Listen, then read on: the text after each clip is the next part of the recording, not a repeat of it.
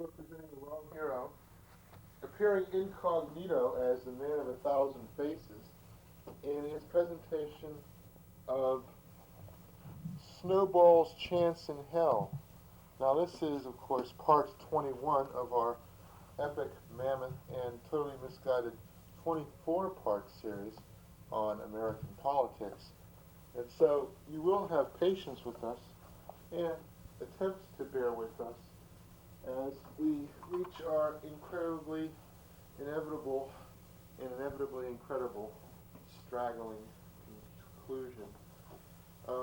I can tell already that this bodes ill for coherency, basically because I just got up. And to think I was going to try to do 2 of these presentations today, well, there's a snowball's chance in hell that would ever happen. Well, in assessing the relationship between the United States and the United Nations, John R. Bolton, Bush's Assistant Secretary of State, said, what can the asteroids do without the sun? Now, I don't know why I threw that in, but it seems as good a way as any to start this presentation. That was taken from the issue of Dollars and Cents from July-August 1997. Dollars and Cents, published in Somerville. It's kind of like the poor man's Economist, I would say, which is not to imply that it is in any way inferior to the Economist, although to a certain degree it is. I mean, its coverage is not anywhere near as comprehensive, nor does it have the associated prestige, nor is it published on a weekly basis. But it's a good, respectable, reputable journal. And if you're in the type of demographic that watches this kind of programming, then you might benefit from a subscription to Dollars and Cents. I can't imagine they charge an awful lot. And if you're a student, they charge even less. Last night I was talking to a friend of mine who said that he was a part of that web group called The Well. That's where he got all his email via. He said that one time a 21-year-old woman emailed some people on The Well as part of a listserv saying that she was only 21 and that she was born in 1976 and she didn't really witness a lot of the stuff that these old codgers on The Well were witness to. She didn't get to drop acid in 1969 with Grace Slick and cavort naked on the White House lawn and stuff like that. And one of the kindly hippie entrepreneurs who are thick as thieves on The Well wrote her back saying, I have a stereo that's older than you, man. Isn't that nice? They say that The Well is the most prestigious of the the most influential of all of the websites and such, and all of the cyber links. And well, my response to that was, yeah, and Hitler was the world's most vegetarian dictator, which got an enormous chuckle. We were talking about the Germans and how it's always better when German premiers are either are jolly and fat rather than lean and miserable and hunched over and vegetarian looking for some reason. I mean, you can see Helmut Kohl saying, well, it is in my blood and destiny to conquer the world, but instead I will conquer this cheese tort. And anyway, we were having a good chuckle over that as well, just to preserve some small measure of this conversation that we had last night. Well, anyway, that leaves this nice kind of stuff aside. That leaves 1 hour and 55 minutes. How does he do it, you think to yourself? How can anyone talk for 2 hours at a stretch without so much as stopping to take a breath, like the anxious hog who gobbles everything in sight? That's right. I'm an oral person. That's my bent right there. You may pre-order your pizza by calling at least 30 minutes ahead. Take home a half-cooked pizza. Just pop it in your oven for 15 to 20 minutes at 400 degrees and enjoy. Yeah, when I was growing up, there was this place down the street from where we lived, and right across the street from the elementary school, Immaculate Conception, which I attended. It was called, it was called Parisi's. And to this very day, I venture, if you were to go down to the Bloomfield section of Pittsburgh and take a look at the corner of Liberty Avenue and Pearl Streets, or nearby, you would see spray painted on the side of the building, Parisi's. And in fact, I know a guy named Mark Parisi. He was active in the Boston rock and roll scene for a while.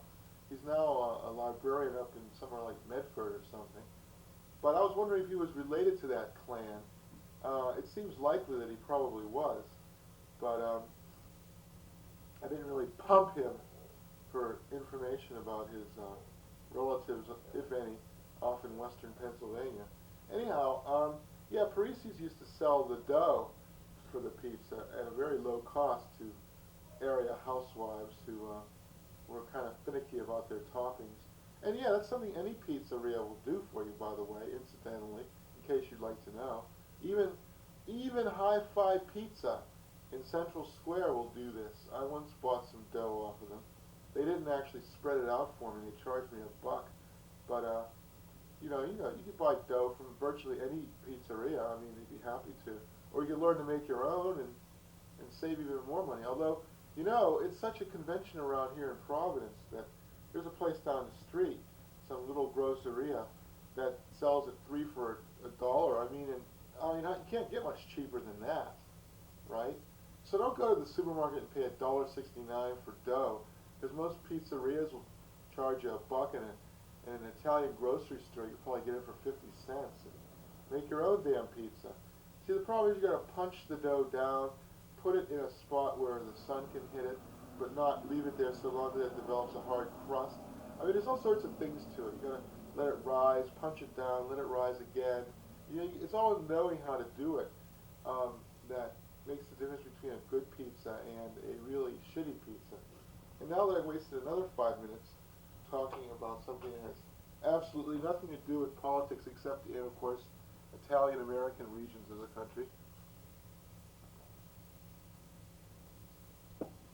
Imagine a politician foolhardy enough to serve inferior pizza to his Italian-American constituents. He wouldn't be a congressperson for long, I can assure you. So, anyway, also in the same issue of dollars and cents, the Supreme Court struck down fusion parties on June 3rd of 1997 in the decision Timmins versus Twin Cities Area New Party. A big setback for the New Party, which on the fringes of the left, as I observed from reading a recent issue of the Progressive dated October 1997. There's a big squabble over who's going to be the official hopeless third party of the future. It's going to be the Green Party, who got a big kind of marquee name in Ralph Nader, or is it going to be the New Party, which practically nobody has ever heard of, and which did not even bother to run a presidential candidate in '96, and hence is not eligible for matching funds.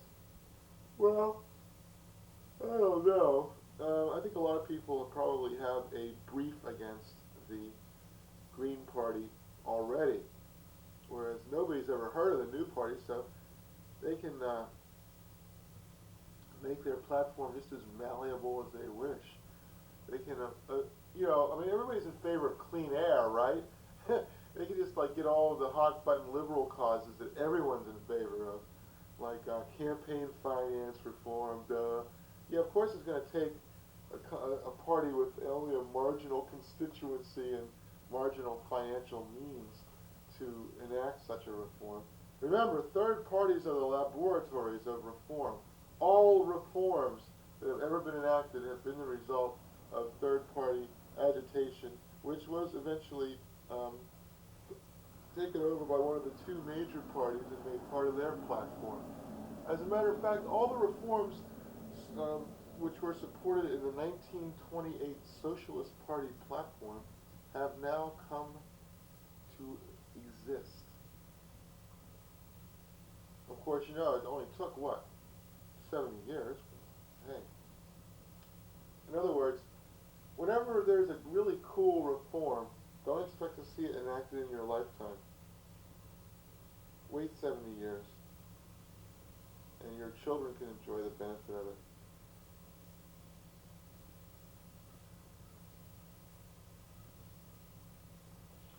Like cloning. Well, it might not take 70 years for that. Can you imagine the gall of President Clinton to say he's against cloning? What? Why? What's the big deal? Okay, so there's too many people. That's not up to him to decide. The way I see it, it sort of makes up for all that birth control and abortion and stuff. I mean, 6 of one, half a dozen of another. Oh, okay, you killed off my babies? Well, I'll just make more of me. So, wouldn't that be a shame if only communists cloned themselves? Anyway, many magazines, according to the same issue of Dollars and Cents, used to have a high wall between their editorial and advertising staffs to ensure that advertisers could not influence the publication's content. But all that is now changing. Consume and be consumed, according to Alejandro Rus. Ugh. Ugh. America, says Michael Hudson, has two systems of financial services, one for the well-off and middle class, and one for the poor and near poor, black and white, who are struggling to get by from week to week. Pawn shops, easy credit used car dealers, rent-to-own furniture and appliance dealers, consumer finance companies, and old-fashioned tin men who peddle home repairs. 20% interest on mortgages, 240% on pawn shop loans, 36% on finance company loans, 100 to 300% interest to buy TVs on the installment plan, and 2,000% to get a quick payday loan from a check cashing outlet. The businesses that operate in the fringe economy are more and more funded or owned by some of the nation's largest corporations. Mark ye now, attend ye carefully to this. Nations Bank, Bank America, Citicorp. I knew there was a reason why I didn't get that Citicorp credit card. Amex, Western Union, formerly IT&T, and Fleet. Fleet was sued by this consumer activist group for pulling some pretty shady stuff about mortgages down in Georgia. They promised not to do it anymore. The poor are frequent targets of fraud and high-pressure sales tactics. Some entrepreneurs have used the self-esteem problem of the poor as a marketing strategy. Here's an interesting little nugget of insight. It was the party elite of the USSR, not the masses, who wanted capitalism.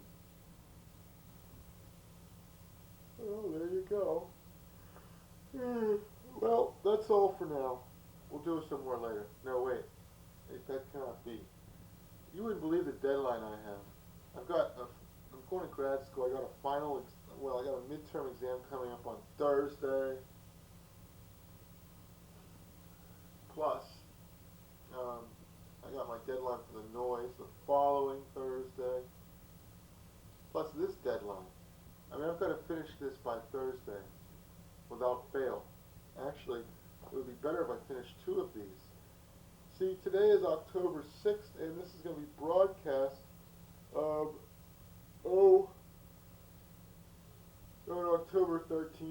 thereabouts, 7 days from now. But I won't get it to the station until Saturday. So I won't get it to the station until the day before it's due to air. And I don't think they like that. They want 24 hours notice, which they'll get, barely. I think actually they want 48 hours, but see, this tape would presumably already be in the holding dock by Saturday afternoon, awaiting Sunday night broadcast. So I'm going to have to go in there to the station and say, look, here's my tape. I'm sorry to have it in any sooner. That's why I really should be doing 2 tapes today, so that, you know, this problem can be avoided. I should always be at least 8 days ahead of the game, not 1 day.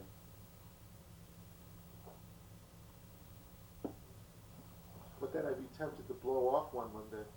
I could have done 2 tapes today, but, you know, I went to bed at 10 o'clock last night, so I'd be able to get up at 8. But as it turns out, I didn't end up getting up until like 10:30. Kept, you know, waking up, falling back asleep, waking up, falling back asleep. I must have been just dreadfully exhausted. I mean, here's my problem. I don't really get much sleep during the week. I mean, well, with all my assignments and stuff, and I got this midterm to study for, and all the assignments for that. I mean, I go to bed like midnight, get up at 7, go to work. I'm at work for 12 to 14 hours virtually every day except Monday. And, you know, I work 10 hours on Friday, 8 hours on Saturday. I have Sundays off, but God knows whether I can ever get anything done then, because, you know, I got to do the grocery shopping, wash the dishes, take the dog for a walk. All this stuff eats up a lot of time. Anyway, I guess what I'm getting at is I just don't get enough sleep, and I need 2 days to make up for it. So I'm sorry I didn't get up at 8 a.m. this morning and do 2 or possibly even 2.5 of these presentations, but I just didn't have time. So, I'm not the least bit gay, but my girlfriend is, says Dolly Parton in The Advocate of July 8th. Oh, oi, you read The Advocate? Yes. For people too busy to chew, pouches of glop food gels are now available.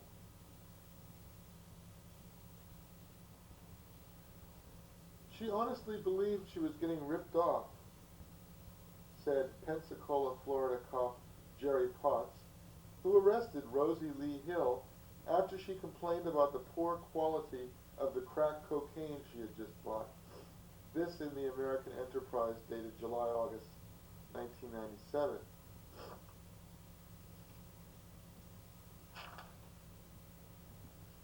Cloning humans would be unethical, especially if they were politicians, says Scotch scientist Ian Wilmot to Tom Harkin.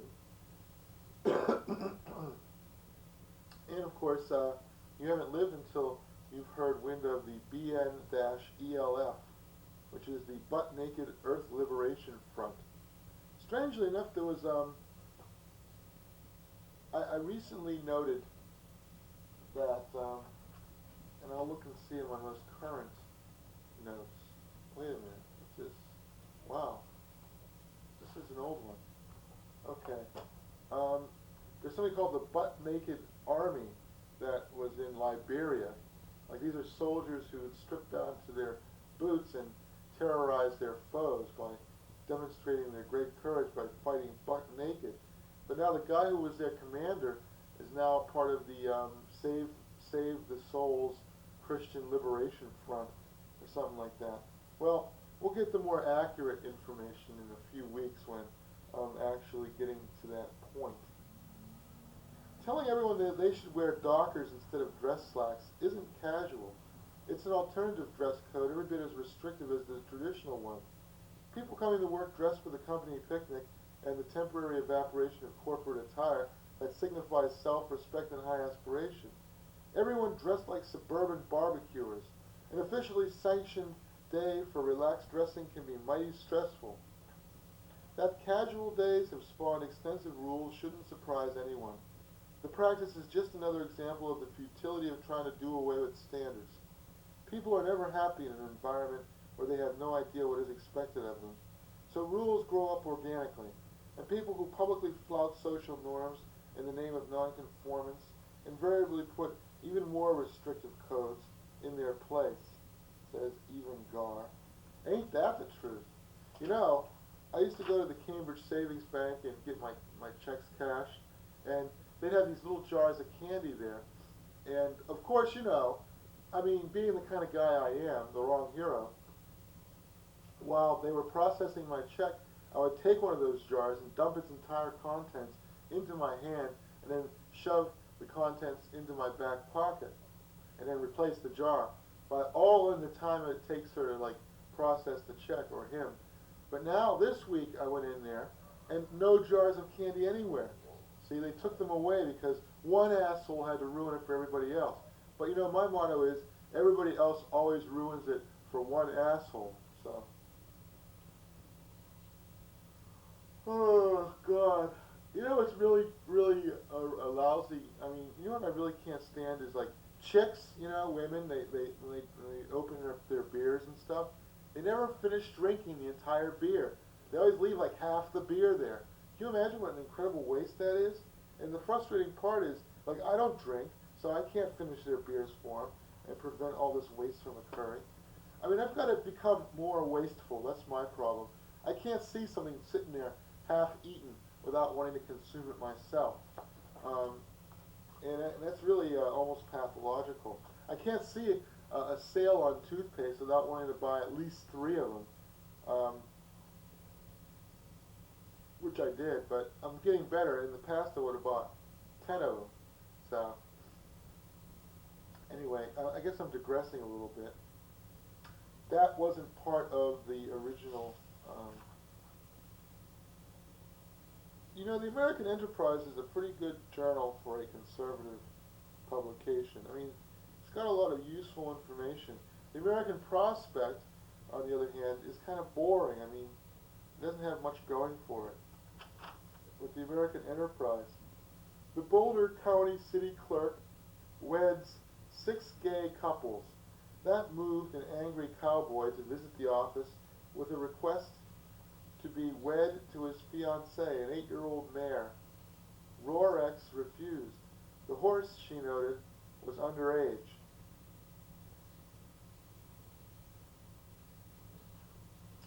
There is a crucial difference, says Scott Smith, between opposing a war your nation is fighting and, on the other hand, opposing your nation while it is fighting a war and hoping for its defeat.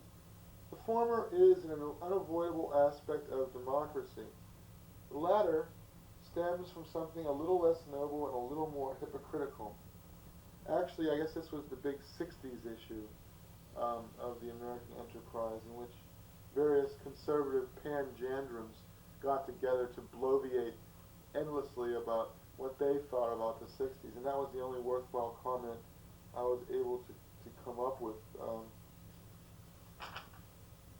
from that particular issue concerning the 60s.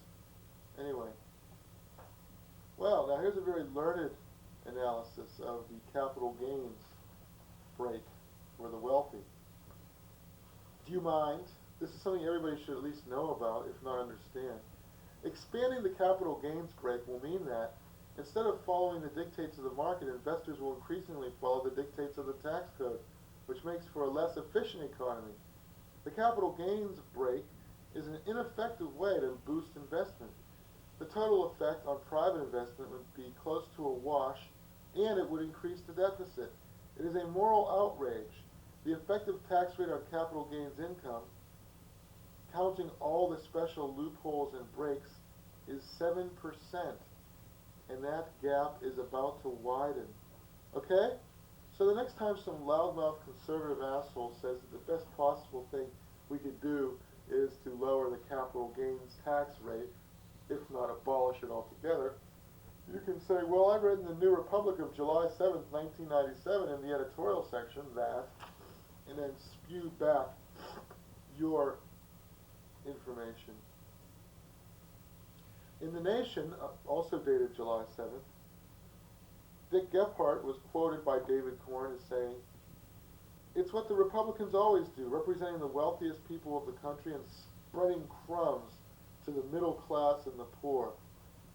The party's top left-winger, according to The Economist, is none other than Dick Gephardt, a beltway Jay Gatsby who wiped away his past to advance his ambitions, said the New Republic about Dick Gephardt. "Oh dear, oh dear, oh dear. Dick Gephardt is standing on principle again," said the New Republic about Dick Gephardt. "No politician is drawing more attention to left-leaning notions." A sad comment on the left, and an odd one on Dick Gephardt, this teacher's pet of a politician. In 1988, harvesting populist anger of both the thoughtful and distasteful varieties, negative images lingered. Flip-flopper, dime store populist, simple-minded protectionist. And wasn't he the candidate who had to fill in his eyebrows? How phony can you get? Now, Gephardt's populism is insider populism. He wants to confront the excesses of capitalism, notes an aide, but he is not a confrontationalist. Proceed politely. Stay in the margin of the mainstream. He doesn't want to turn the system on its head. I have begged him to leave. You don't get a reaction from him. He just looks at you. You're just another input into his calculations. He's a pretty boring guy, says one former aide. He's gone on a journey that's politically and intellectually against the tide. He understands the big economic issue. Globalization is undercutting the social contract. Dick Gephardt is personally frustrated that the central economic fact, growing inequality and stagnant wages, has not translated into a new political reality and sparked a debate. He would like to be the person who changes that, but it's a damn hard thing to do, and he's not blessed with the personal skills to do it. Well, right about now, I guess the X-Files is winding down, right?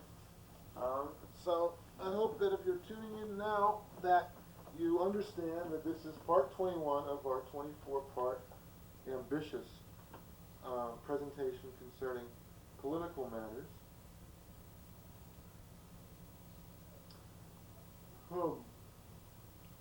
And that, you're not immediately inspired to turn the television right back off again to another channel. See, we're sitting pretty. We're in the catbird seat. We're at the top of our game.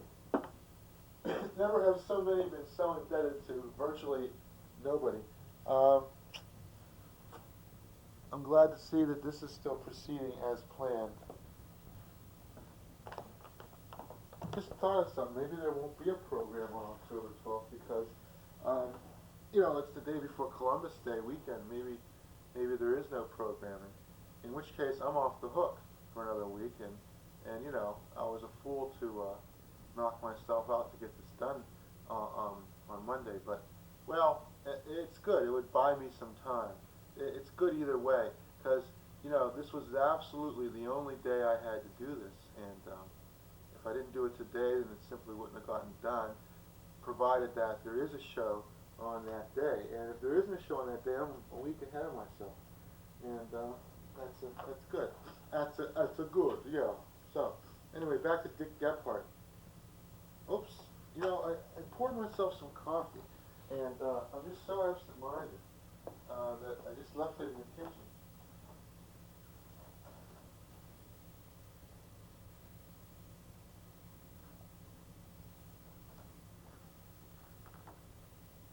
You see, coffee is basically the Holy Communion wine of a secularized society.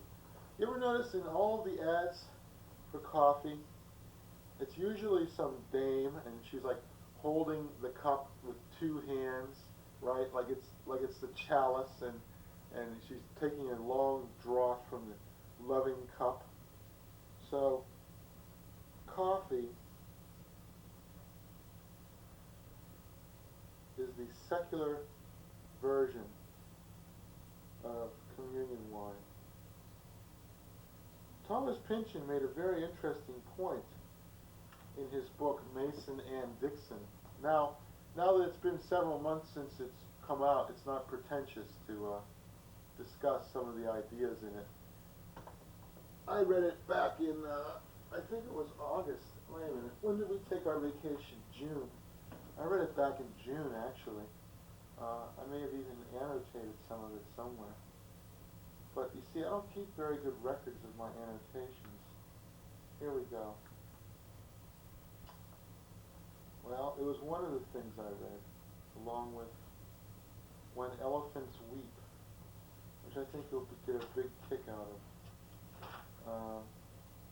Let's see. Oh, and the biography of Stephen Foster called Doodah. Very, very good biography. And, yeah, there was another book I read, Serious Business by Stefan Kampfer, which, it's basically about the history of animation. So yeah, that was the big three. I read 3 books back in June and the early part of July. Anyway, Dick Gephardt is personally frustrated that the central economic fact, growing inequality and stagnant wages, is not translated into a new political reality, and sparked a debate. He would like to be the person who changes that, but it's a damn hard thing to do, and he's not blessed with the personal skills to do it. Gore and Gephardt are shaping up as natural leaders of 2 wings in a new split in the party, says Barney Frank. Global corporatists versus income defenders. How would you like to bet that Dick Gephardt will be somewhere on the presidential ticket? You see, it's like you ought to bet on presidential elections like you bet on something like the trifecta in horse racing. And that's all the media ever treats it as anyway, is one big horse race. It's like, don't bet on who's going to get the nomination, bet on who is going to be one of the 2 people to get the nomination. And in that way, you know, it's less absolutist, and you have a bigger pool to draw from. Like if 10 people are running, then, you know, your chances of guessing correctly the status of one or the other of them on the vice presidential or presidential ticket are 1 in 5 rather than 1 in 10. You know, the smart money's on Gore, but anything could happen between now and then. I would be willing to bet that it's probably going to be Gore, and his vice president will almost certainly, strangely enough, be Gephardt.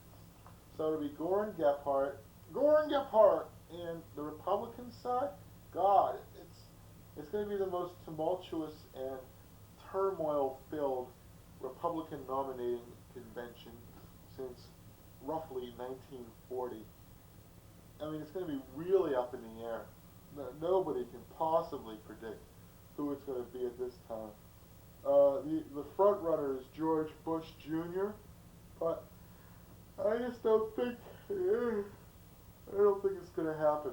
Sorry, it's not going to be Gore versus Bush, or Gephardt versus Quayle either, for that matter. If Dick chooses to run, growth with equity will be a core theme. Even if he doesn't have much of a shot, I'm hoping he would be the standard bearer for issues which are being swept under the rug by the current political alignment. Well, among other people who will probably run in the year 2000, you can probably count on 1, if not 2, or all 3 of these 3. Jesse Jackson, with whom we're all familiar. Paul Wellstone, the left-leaning congressman from, I think, Wisconsin? I'm not sure. He's very liberal. And, of course, John Kerry from Nebraska, who I think ran in what? Was it 88, 84? Somewhere like that. Somewhere in there. I think it was 88 he ran. But he dropped out pretty early, and then it was between Dukakis and Jackson for a while. Then,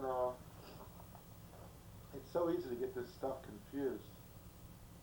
Did Jerry Brown get into the race in 88? I don't think it was then. I think it was 92 that he made a last-ditch effort to undercut Clinton. The ABC group, anybody but Clinton, sort of mirrors the ABC group of 1976, anybody but Carter. So, anyway, perhaps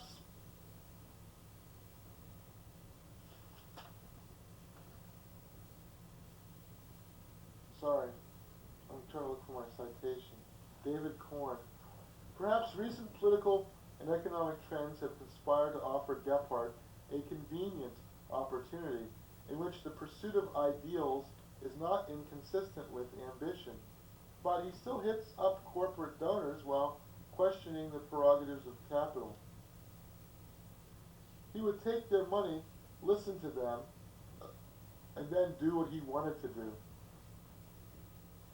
He still praises Clinton's rip-roaring economy while decrying the income disparities it produces. Try putting that on a bumper sticker. Great economy, share the wealth.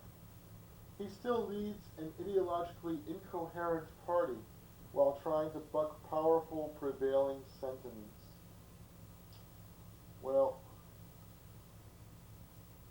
you're on.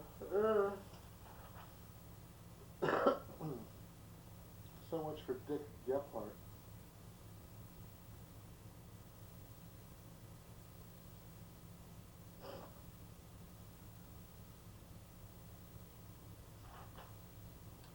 Some stuff about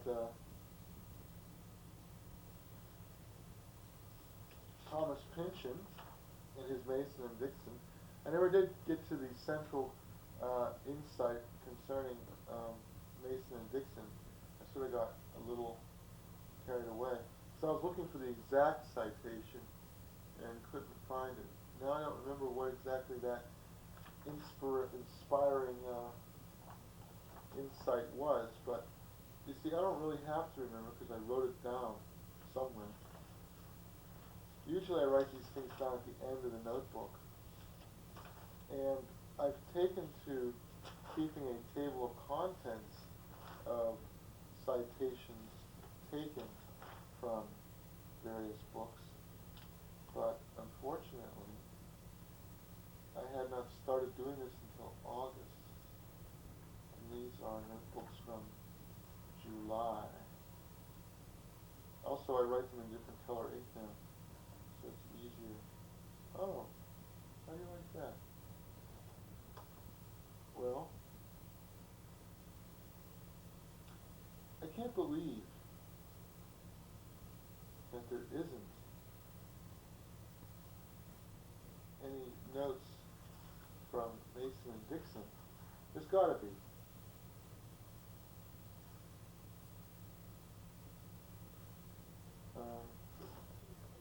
Well, we'll get to it someday. Oh yeah, I read that book about Jerry Lewis. How do you like that? Jerry Lewis, he's still around. Jerry Lewis, who would have thought it? In 1997, it was 2,000 years since the birth of Jesus, by the way. At the very least, he was born 3 years before the year 1 BC, possibly 4 years. Anyway, Jesus was born over 2,000 years ago. Of that, you have my word. According to Thomas E. Ricks, I can't find a citation for this, probably in the Atlantic. After following a platoon of Marine recruits, I was stunned to see when they went home for post-graduation leave how alienated they felt from their old lives. At various times, each of these new Marines seemed to experience a moment of private loathing for public America. They were repulsed by the physical unfitness of civilians, by the uncouth behavior they witnessed, and by what they saw as pervasive selfishness and consumerism. Many found themselves avoiding old friends, and some experienced difficulty even in communicating with their family. We find that to get young people to dedicate themselves to a cause is difficult sometimes, says Thomas E. Ricks. The black drill instructor has become a stock figure in American pop culture. Military culture has always had a conservative streak, just as journalism has always had an element of anti-authoritarianism. So, of course, that means that the two will never meet on the same common ground. Now we're finally getting into July. Former Bill Clinton National Security Council head Anthony Lake is to pen a book entitled Six Nightmares about Potential National Security Threats to the United States, according to the U.S. News and World Report of July 7th. Listed among possible future weapons: lasers, acoustic weapons, vortex weapons, microwaves, sleep-inducing electromagnetic radiation, pulse wave myotron shocking device. 42% of contributions to senators come from out of state, according to, what is this anyway? The Washington Monthly. Every lawyer I know has expressed interest in doing something else, says Hillary Mantis.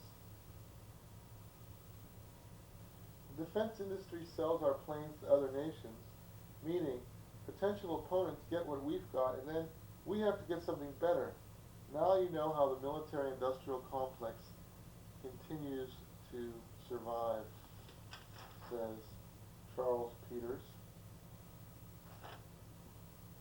What we need is to apply the audition principle of the performing arts to many other jobs where a performance test makes sense. For writers, look at samples of their writing, duh. Subject knowledge without a knack for the classroom is worthless, asseverates Chaz Peters. Richard Mellon Scaife, the biggest financier of right-wing causes in America, according to Norith C. Eisenman.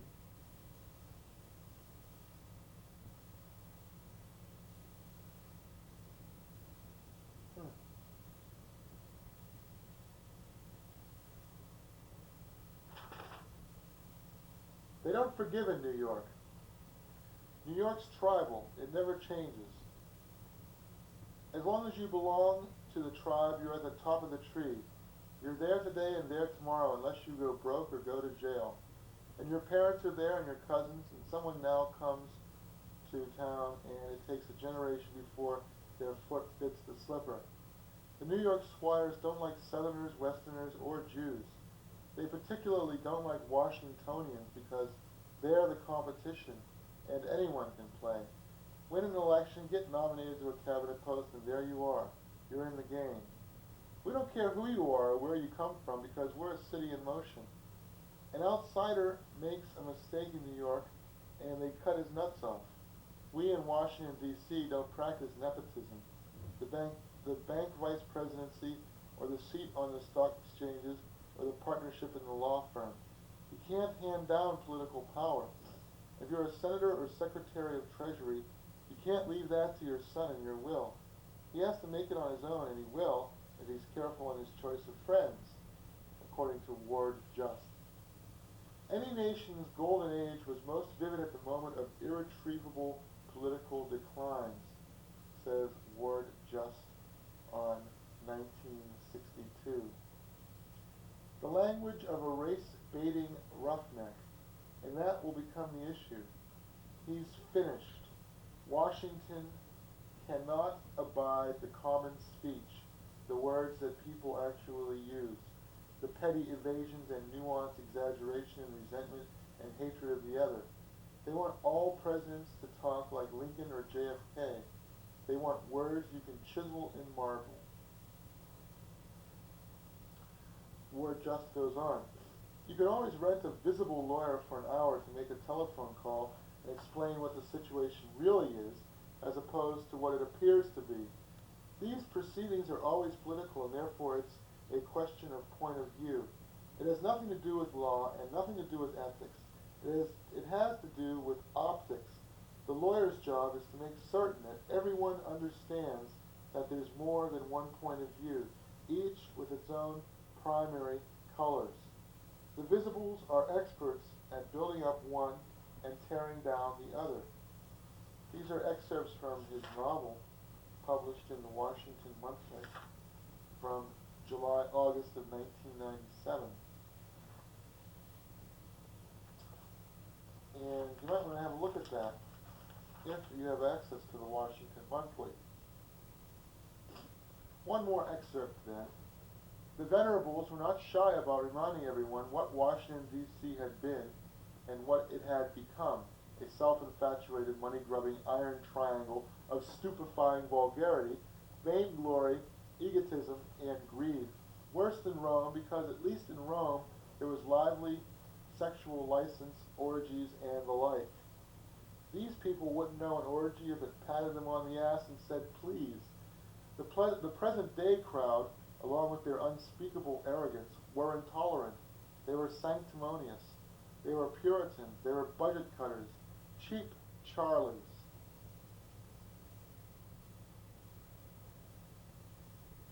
Well, according to John Dos Passos, in times of change and danger, a sense of continuity with generations gone before can stretch like a lifeline across the scary present. Well, it looks like Peter Flaherty and Nick Everstadt are coming to the defense of Grover Norquist. These names may mean nothing to you, but to the New Republic, they mean quite a bit. And as a matter of fact, I am personally acquainted with all three of these individuals, strangely enough, ironically. I went to high school with one, I was good friends and went to college with the other, and I was on the Harvard Advocate with yet another one. So, just goes to show, small world, getting smaller.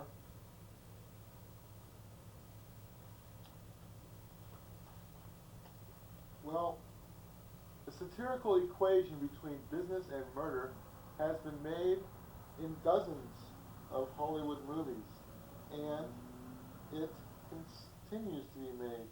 According to the New York Review of Books, Michael Wood, in an article about Charlie Chaplin in the July 17th issue. Now, I have a feeling that everything here on in is going to be basically not about politics. Leadership is not position, but action, according to Brett Hawkinson in Time magazine from July 7th.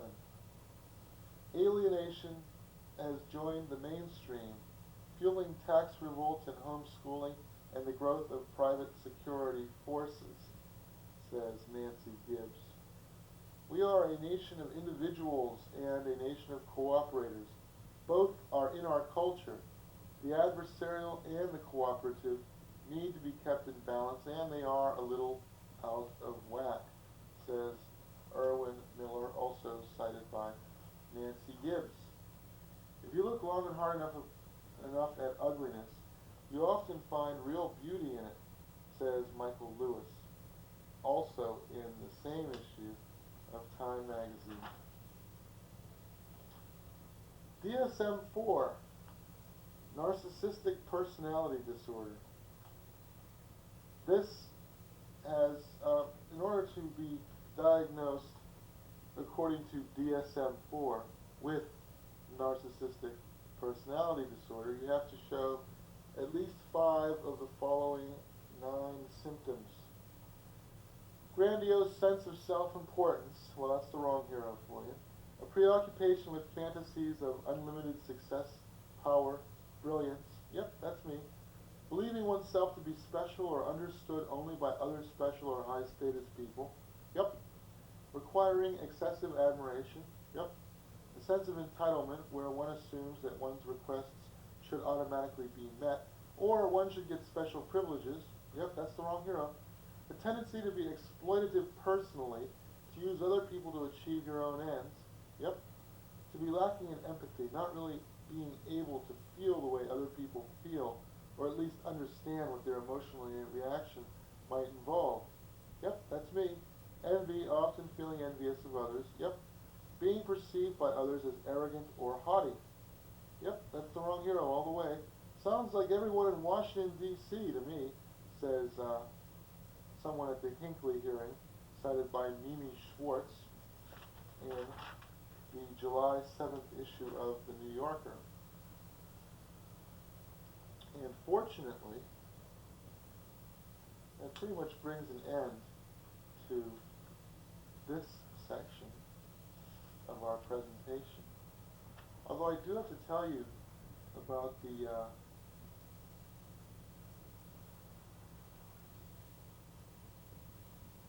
wow, all sorts of great little anecdotes in When Elephants Weep. I'm trying to find that one that has struck me with such. The only adequate response to a being that lives obsessed with avoiding capture is to try to catch it, says Ortega y Gasset, cited in page 39 of When Elephants Weep by Jeffrey Masson et al. I'm trying to find that when Rex, an adult male chimpanzee, broke his neck, the reaction was immediate pandemonium. Apes screaming, charging, displaying, embracing, copulating, throwing stones, barking, and whimpering, seemingly at random. Eventually, they grew quieter.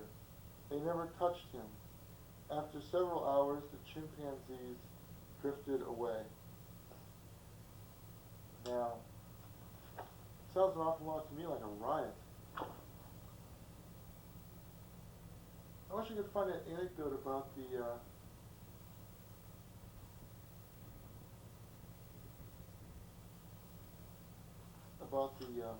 parrot. Doesn't seem to be here though. It's odd that I wouldn't have jotted it down.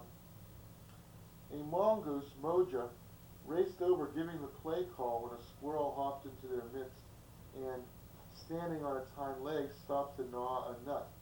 Moja rose on his hind legs, put his forepaws on the squirrel's shoulders, and started to waltz around with the squirrel, pretending to snap at the other animal's head and neck. But the squirrel didn't respond, simply standing passively and letting itself be waltzed around. Then Moja pounced on the squirrel's tail and bit it, whereupon the squirrel hopped away, and Moja attacked a twig instead. That's humorous.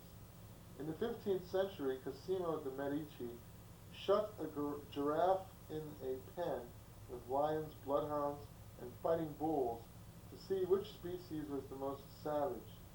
As Pope Pius II looked on, the lions and dogs dozed, the bulls quietly chewed their cuds, and the giraffes huddled against the fence, shaking in fear.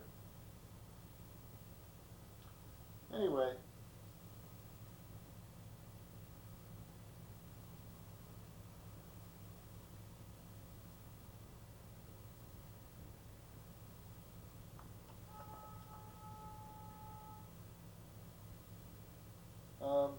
I read this other book called Doodah by Ken Emerson.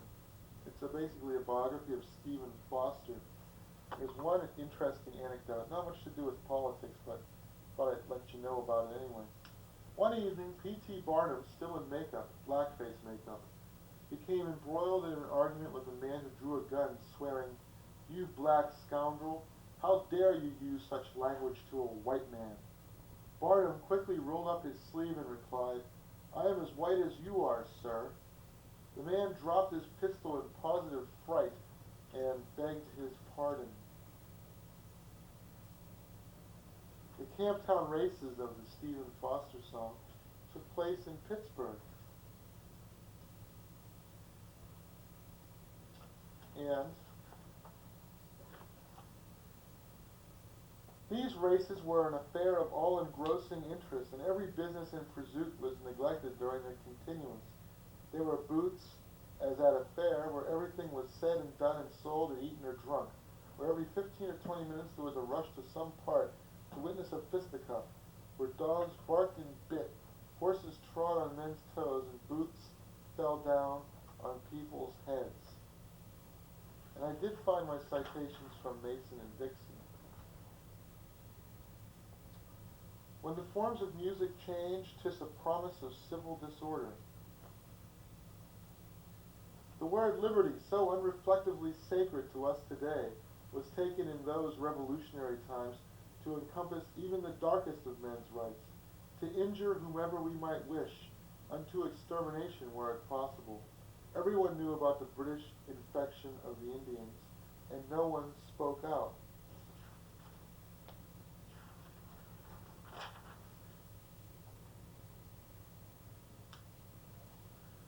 May unchecked consumption of all these modern substances at the same time, coffee, sugar, tobacco, alcohol, a habit without historic precedent, upon these shores be creating a new type of European, less respectful of the forms that have previously held society together, more apt to speak his mind or hers upon any topic he chooses, and to defend his position as violently as need be?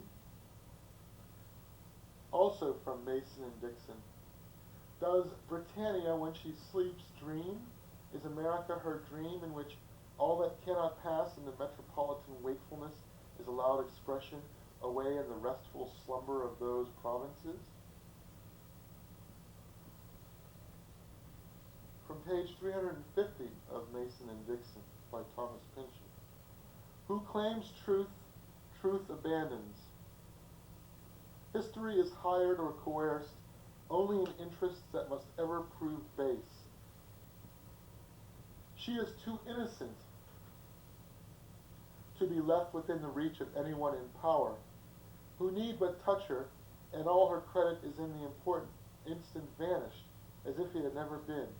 She needs rather to be tended lovingly and honorably by fabulists and counterfeiters, ballad-mongers and cranks of every radius, masters of disguise to provide her the costume, toilet, and bearing, and speech nimble enough to keep her beyond the desires or even the curiosity of government. Also from Mason and Dixon. Masters presume themselves better than any who, at their bidding, must contend with the real forces and distances of the world, no matter how good the pay. Also from Mason and Dixon, page 451. Why admire the one sort of thief and despise the other? I suggest 'tis because of the scale of the crime. What we of the mobility love to watch is any of the great motrices. Greed, lust, revenge, taken out of all measure, brought quite past the scale of the everyday world, approaching what we always knew were the true dimensions of desire. Let Antony lose the world for Cleopatra, to be sure, not Dick his day's wages at the tavern. From page 615. To rule forever it is necessary only to create among the people one would rule what we call bad history. Nothing will produce bad history more directly nor brutally than drawing a line, in particular a right line, the very shape of contempt, through the midst of a people, to create thus a distinction between them. 'Tis the first stroke. All else will follow as if predestined unto war and devastation. If you think you see no slaves in Pennsylvania, why, look again. Slavery is very old upon these shores. Page 711. With no time available for gazing at anything, people's indifference to the night and the stars must work no less decisively than their devotion to the day and the earth, for whose sake something far short of the sky must ever claim them. A stove, a child, a henhouse predator, a deer upwind, the price of corn, a thrown shoe, an early freeze. Now that's poetry. A lot of this stuff I've also thought of, by the way, but never put it in quite such a way.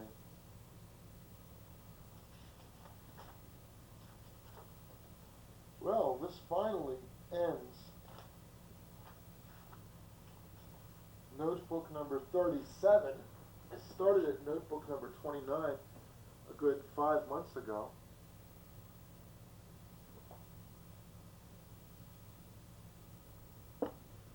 So now we are in physical time on July 8th.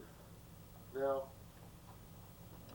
as I begin notebook number 38, which signifies the winding down of this grand and vast enterprise, mark ye that I am currently working on notebook number 41. So, by the time next week rolls around, I'll probably be only starting notebook number 42. Meaning, you have 38, 39, 40, 41. We've got 4 more notebooks to get through, and by then I will have caught up with everything. Freedom can make adults of us all. I think people around here haven't been praying enough.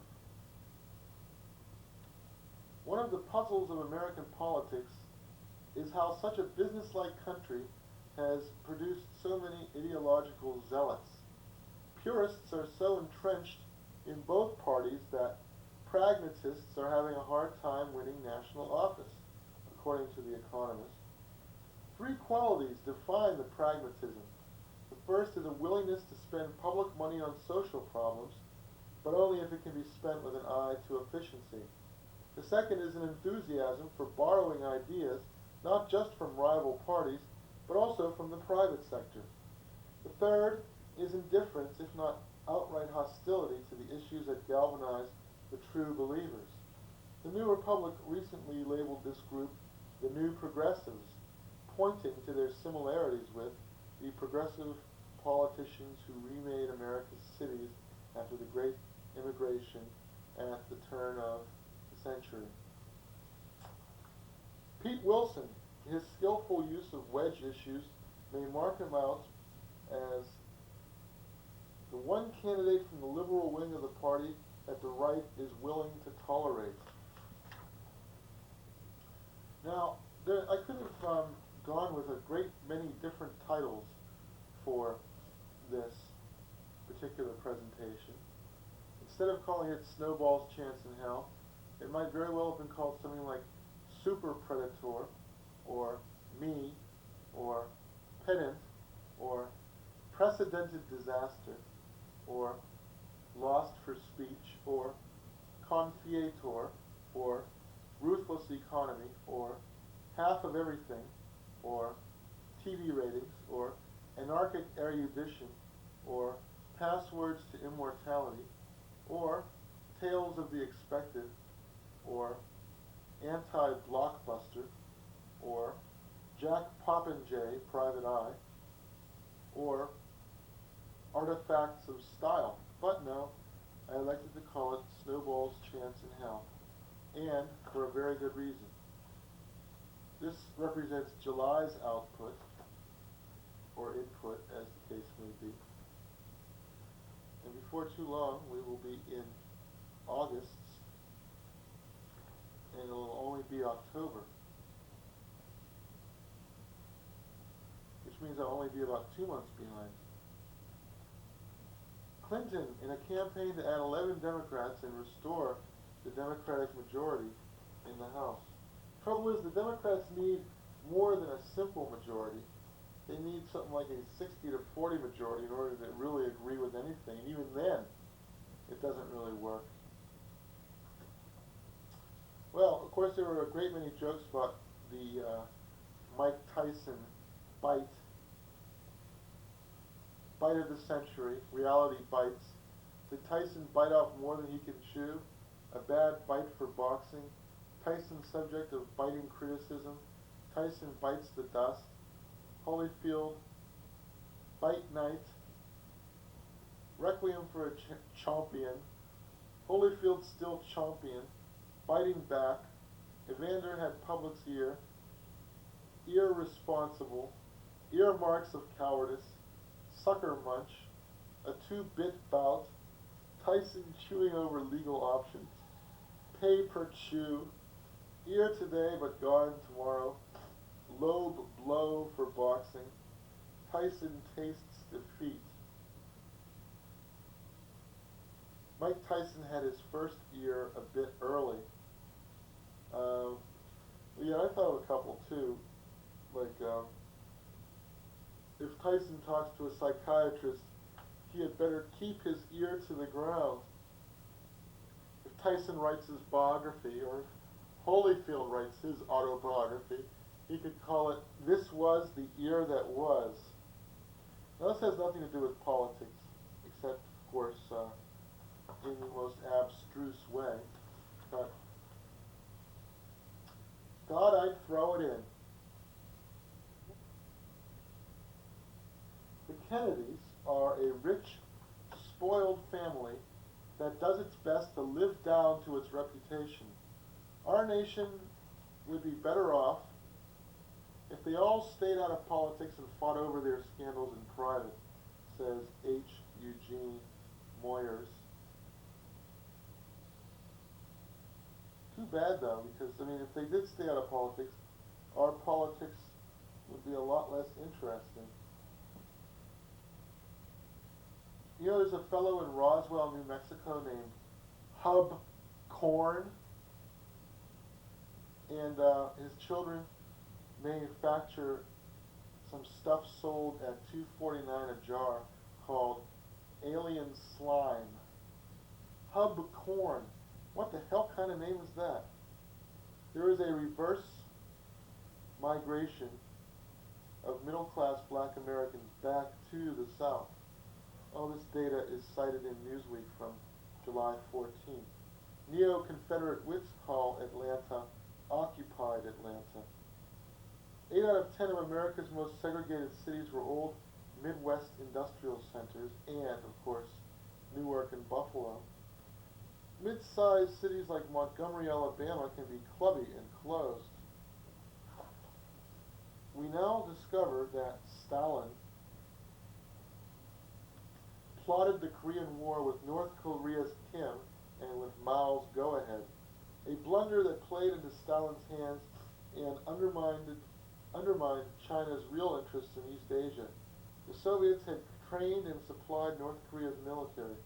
He assumed Mao needed Soviet aid too much to say no. Another former champion, Oliver McCall, suffered a nervous breakdown in the ring. Holyfield himself was guilty of a bite during a 1980 Golden Gloves bout. Golota took a bite out of an opponent and explained it afterward by saying, "I hungry."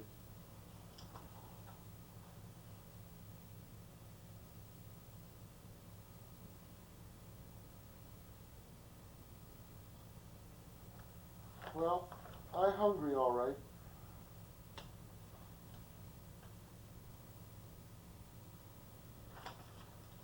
I wish I could have the time to go over every single thing in here point by point. Why would extraterrestrials want to speak to anyone in our government? Asks Mayor Meyer in Time magazine of July 14th.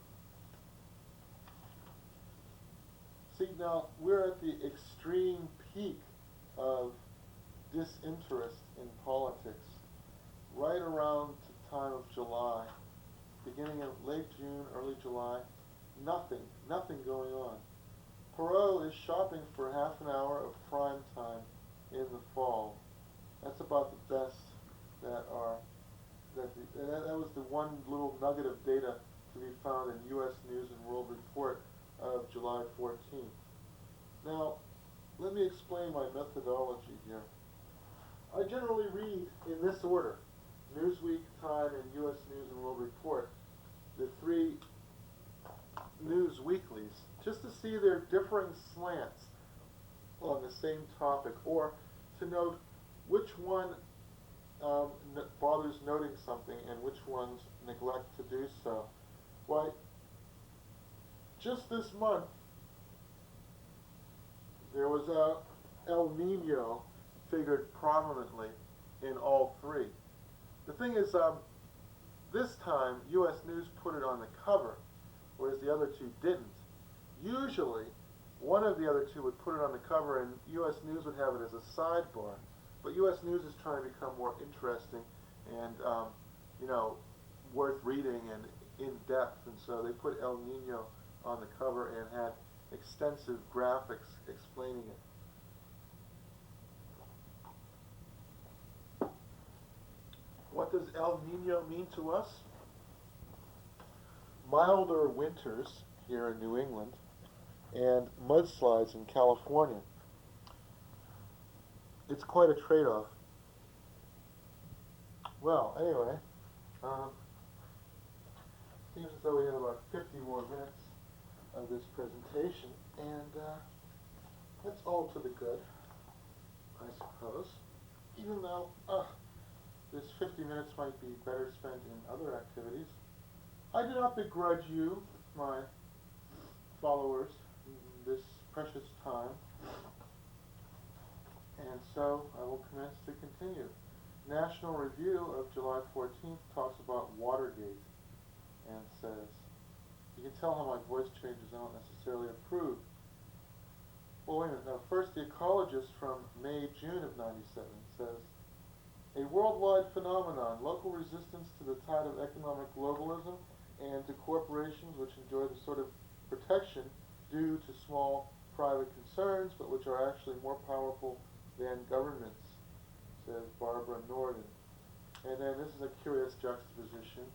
The National Review says about Watergate, according to Pat Buchanan, it was the overthrow of an elected president by a media and political elite he had routed in a 49-state landslide.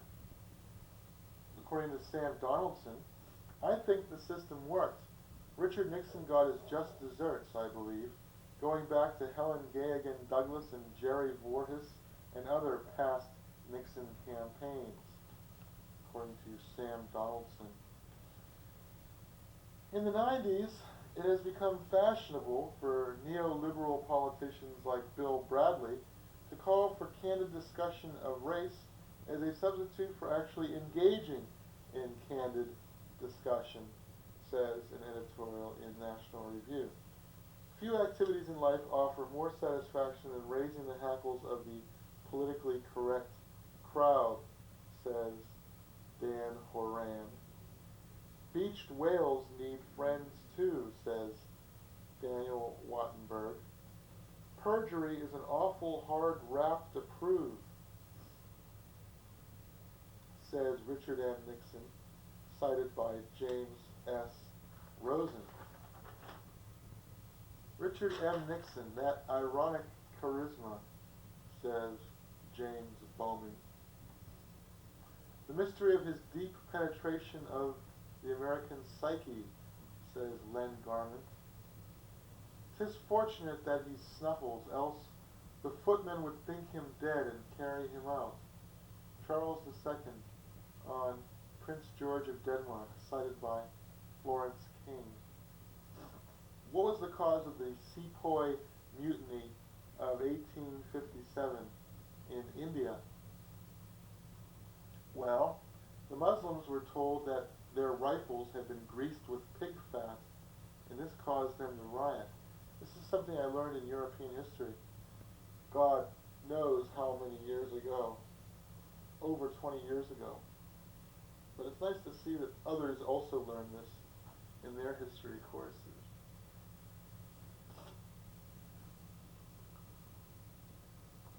God preserve the United States. We know the race is not to the swift, nor the battle to the strong. Do you not think an angel rides in the whirlwind and directs this storm? Says Thomas Page to Thomas Jefferson.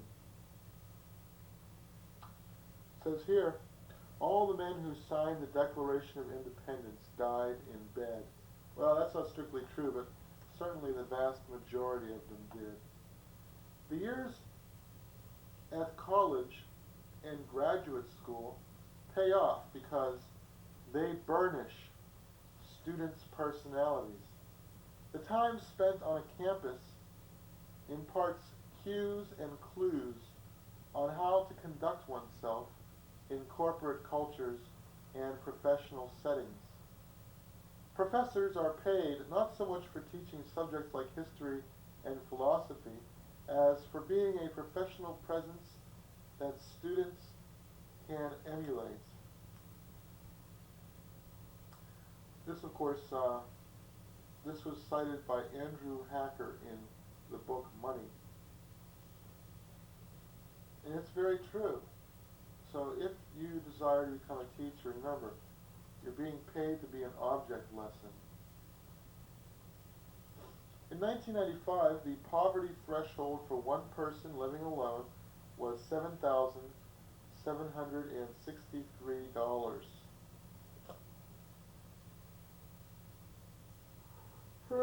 That wouldn't even pay your rent in Cambridge these days. Nowadays you need $12,400 unless you share your apartment with 3 other people, which gets to be a drag once you hit age 40, to be sure.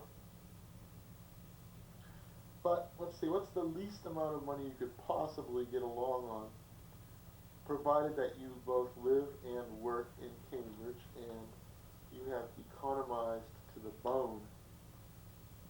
If we say that the poverty level is $7,763, how could we see fit to live with, say, $8,000 a year?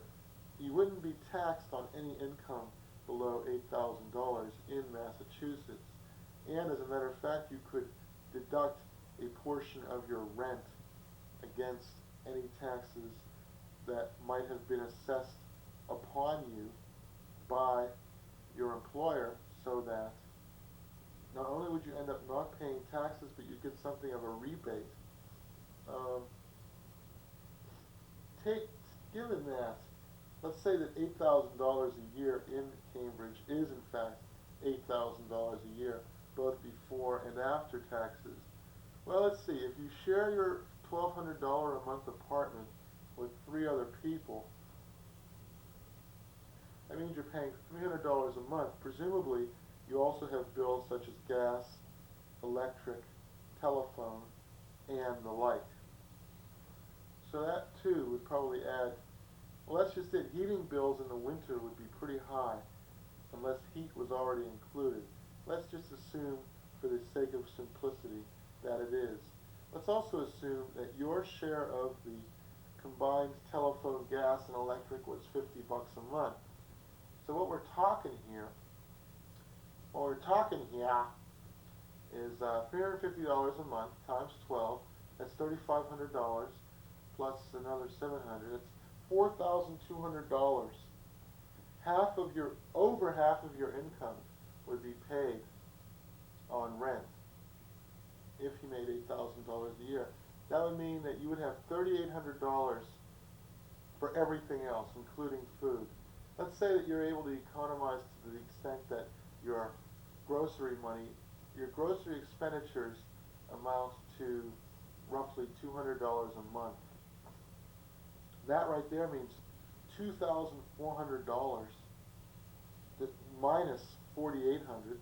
That would leave you $2,400 a year on which to live, which is roughly $200 a month for other expenses. $50 a week, aside from food and rent, which must cover everything. Just buying a shirt and a pair of pants would wipe out your discretionary income for 1 week. Can you imagine how difficult, and yet, nevertheless, it is possible, but it's extremely difficult to live on $8,000 a year these days. It was a lot easier to do so back in 1979. Of course, you could save on grocery money by going to Haymarket at 5 or 6 o'clock on Saturdays, picking up the stuff that they basically throw away or purchasing it very cheaply. Also, you can use triple coupons at Johnny's Food Master and faithfully clip out the coupons from the Sunday paper and such. And that would probably save you some money on groceries. Every penny you could take from having to pay for groceries would be another penny that you could spend towards some other purpose. Anyway, when they say the poverty threshold for one person living alone is $7,763, well, yeah, it's difficult, and it would take up a good deal of your discretionary time trying to devise ways to live on that kind of income. But you could do it. But you wouldn't have a car. A car alone could cost you as much as $8,000 a year. Just in gasoline, you could end up spending $1,300, over $100 a month. And repairs, you can reasonably expect any repairs to take up a good $100 a month on a used vehicle. And of course, paying off a new vehicle, you can expect to pay at least $300 a month. So, I mean, there's just no way you could do it. You would have to have a job which was within public transportation. That, of course, would also be an additional expense, unless it were within walking distance. And a good deal of the time, perhaps, it might not be appropriate unless it were within a 10-minute radius of where you live to walk to work. In any event, I've gotten sidetracked. Let us quote de Tocqueville. The nomination for president puts the interested parties into a grand commotion. It makes the newspapers make a lot of noise. But the mass of people remain indifferent. The president has, in the last analysis, so little influence on their happiness. This was spoken from Joel R. Poinsett to de Tocqueville in 1832, and cited by Michael Cameron in the New York Times book review of July 6th.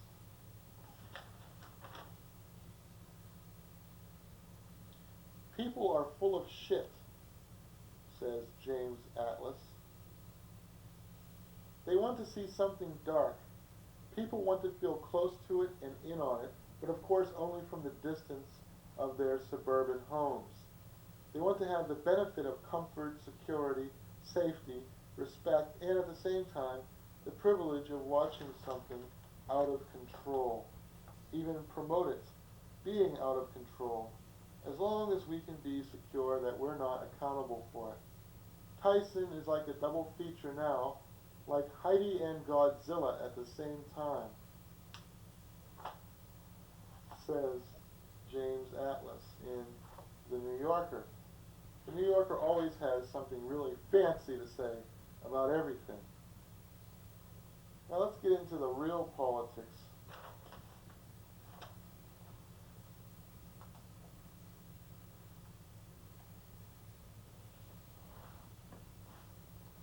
In campaigns and elections from July of 1997,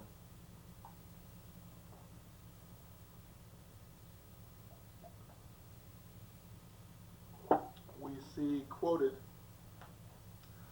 the pitfalls that Gore has to avoid in order to be nominated for the presidency in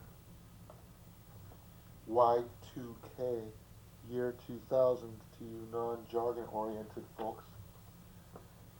Gore has to avoid his party's penchant to nominate new faces and underdogs, the accumulation of negatives that will surround the Clinton administration, Gore's ability to take a punch. In 1988, when the going got tough, Al Gore lost control, off course, ambling for a place to anchor. If he gets by and wins an easy nomination against a weak field, Democrats may not know whether Gore has a glass jaw until it's too late, until some Republican lands the right punch. The question will always hang over his candidacy like a sword of Damocles. Gore is at 1-2, Gephardt 10-1, Bob Kerrey and Bill Bradley at 15-1, John Kerry at 18-1, Paul Wellstone at 30-1, says Ron Fascio. In the same issue, we hear about the First Church of George Herbert Walker Christ. Tom Rabold, high priest, claims their meetings draw close to 100 people. Lee Atwater was quoted as saying that the single most important component in politics is decision making. When you need it to make a decision, A, make the damn decision, and B, implement it quickly. According to Jan Crawford, one should learn everything you can. Never assume you know it all. There is always something new and more and different around the next corner. Never give up. Well, we'll get over some of the more boring nuts and bolts stuff and proceed directly to the quotes. Politics is far more complicated than physics, said Einstein. It's not a smear, if you please, if you point out the record of your opponent, says Murray Chotener, who of course was Richard Nixon's advisor in some of his more notorious early campaigns. Silence is one of the hardest things to refute, said Josh Billings. A conservative is a man who is too cowardly to fight and too fat to run, says Elbert Hubbard. A liberal is one who loves the world but hates his neighbors, quoted by an anonymous source. Definition of opposition. In politics, the party that prevents the government from running amok by hamstringing it, says Ambrose Bierce. It is now known that men enter local politics solely as a result of being unhappily married, says C. Northcote Parkinson. Liberals are useless when it comes to symbols, and just as useless when it comes to arguing with the irrational in general, says Chris Hitchens in The Nation from July 21st. The Kennedys. When shall we ever be free of the charisma of this poxy dynasty, says Hitchens. Maybe we can get around to an amendment outlawing defacement of the Constitution.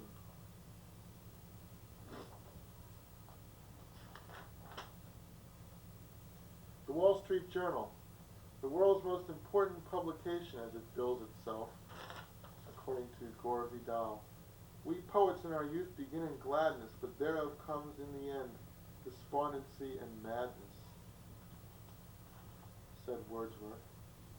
Inner city poverty, disappearing farmland, the depleted ozone layer, closing landfills, sprawl-marting of consumer goods, loss of community, and the undermining of democratic discourse. None of these issues can be addressed without confronting how we have reshaped America for the car. Buildings say more about our vehicles than about ourselves, says Jane Holtz Kay, cited in the book Asphalt Nation. Highways have provided the architecture that has separated, segregated, and isolated Americans. It is the windshield vision, the architecture of the exit ramp, the drive-by style of car-architecture, leading us to design as logo that Kay implores us to redesign.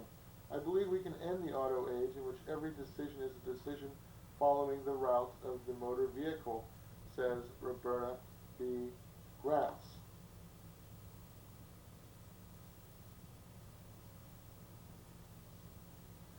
Well, it's awfully strange.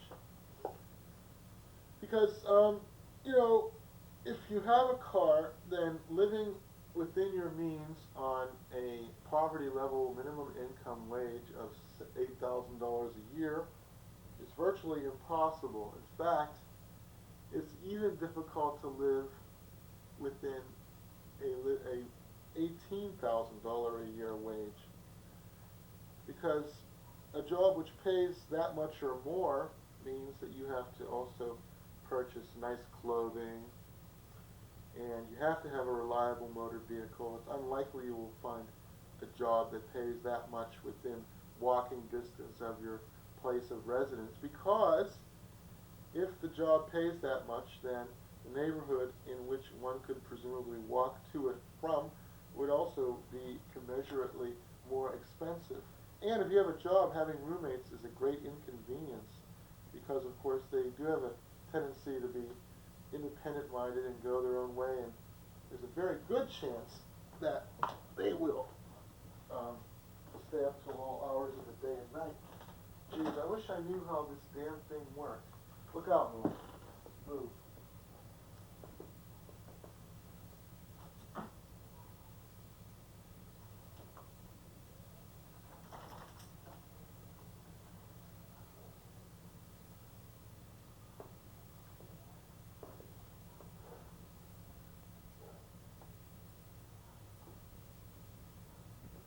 This thing is supposed to, like, tape itself, right?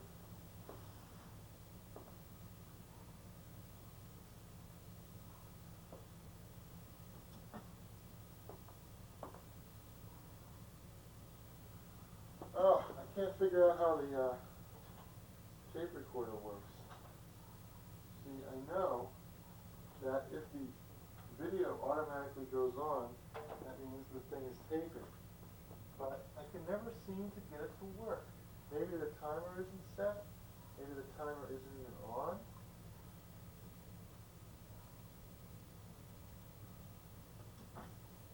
I don't know. I can't get this thing to work. I mean, I could try to tape record it manually.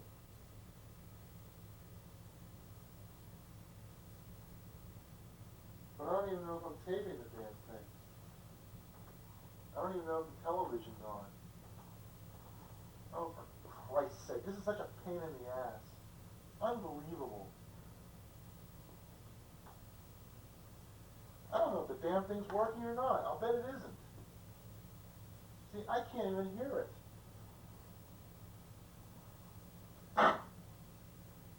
Well, is it on or not? Oh, I'm sorry I'm having a fit here, but this is such a pain in the ass. Why doesn't this goddamn thing just work? Come on, get out of here. Jesus Christ. How the fuck is this supposed to...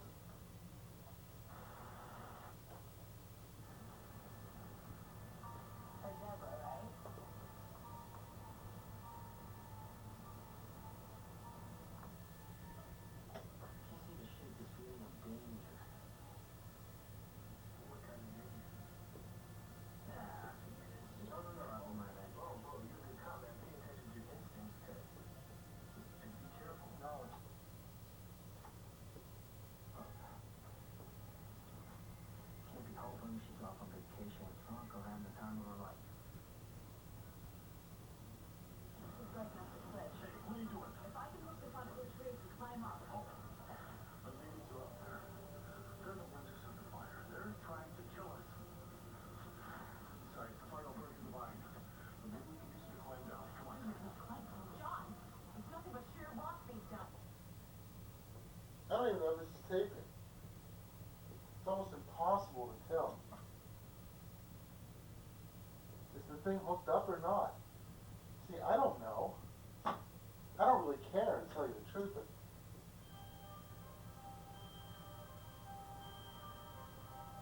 Like sand through the hourglass, so are the days of our lives.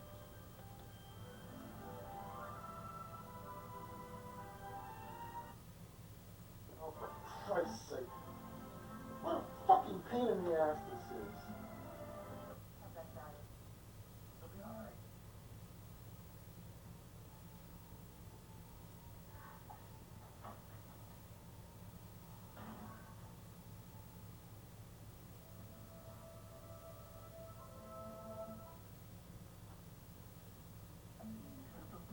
I don't know if this is it or not. This is such a pain in the fucking ass. Jesus Christ. You know, I really hate this. Get out of the way. I'm not revealing a very attractive aspect of my personality. Yelling at the dog, getting all head up over stupid video. I mean, see, my girlfriend is going to be furious if this thing does not tape. But I can't tell whether it's taping or not. Because they don't make it easy to figure this out. It's supposed to be on ABC. It's not channel 13. 13 is CBS. See, I don't know.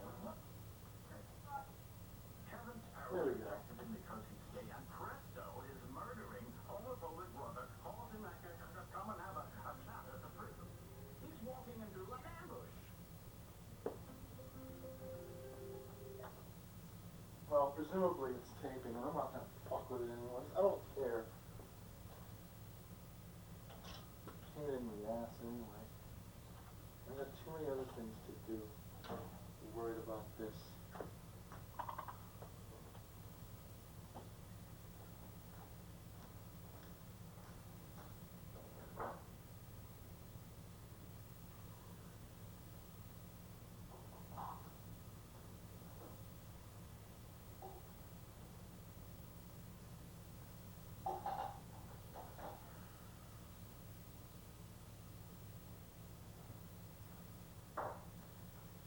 That's what happens when you drink too much coffee.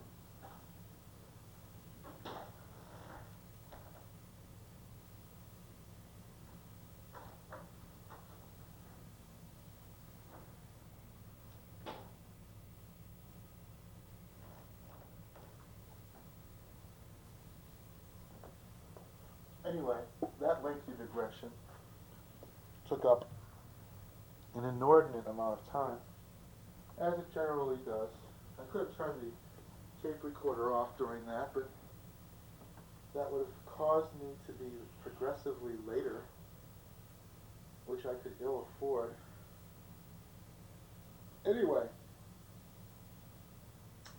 The Economist talks of July 28th talks about the Southern Baptists, and says, for all its clout, the church has a knack of shooting itself in the foot. You can't walk the family side of the street and the gay side of the street in the Magic Kingdom at the same time, announced Richard Land, president of the church's Morals and Ethics panel.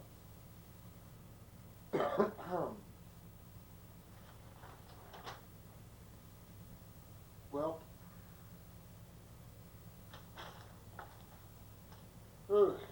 left wing, chicken wing, it don't make no difference to me, says Woody Guthrie.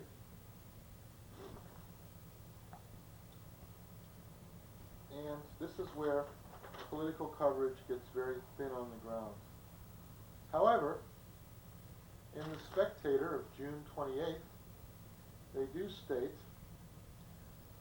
even chauvinistic Americans admit that California is the weirdest state in the Union, perhaps the weirdest place in the world. In the 20th century, California has produced Hollywood, Charles Manson, Madonna, Richard Nixon, Ronald Reagan, American wine and occasional earthquakes, among other oddities. It seems to have an inherent genius for producing things and people not commonly associated with America, then twisting them into living caricatures that could be nothing but American, says Samuel Francis about California.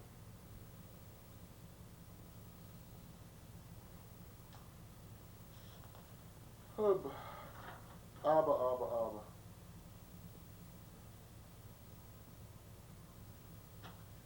And so,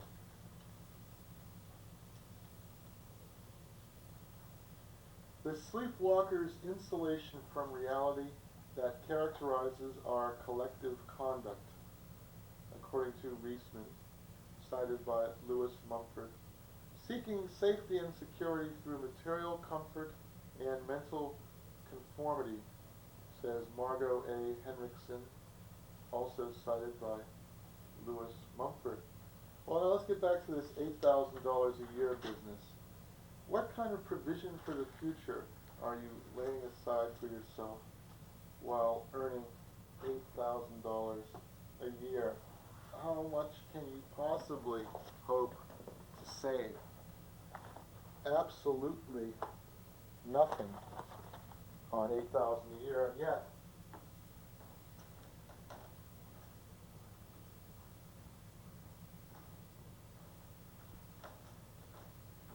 your income rises, so do your responsibilities and expenses. God forbid you should decide to have a child on $8,000 a year. Unless you don't mind relying upon public charity for every single thing you own. Anyway, let's switch gears. Lamar, this shirt was made for Walken Alexander, according to Reason magazine, cited by Nick Gillespie. You can see that the political commentary per se is getting rather thin on the ground when they have to resort to such ad hominem attacks. No, there's really a lot more to say in the active electoral months than there are in what we will characterize as the passive months following a presidential.